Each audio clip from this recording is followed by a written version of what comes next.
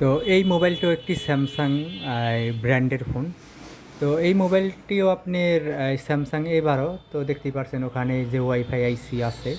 তো এই মোবাইলের মেন প্রবলেম ছিল যে এটার ব্লুটুথ আর হচ্ছে ওয়াইফাই কোনোটাই ওপেন হয় না। আর বিশেষ করে এই আমার জানা মতে এই পর্যন্ত আমি যত সেট পাইছি সব মোবাইলের মধ্যে আপনার ওয়াইফাই আর ব্লুটুথ এইটা একটা আইসি দিয়েই করা হয় মূলত।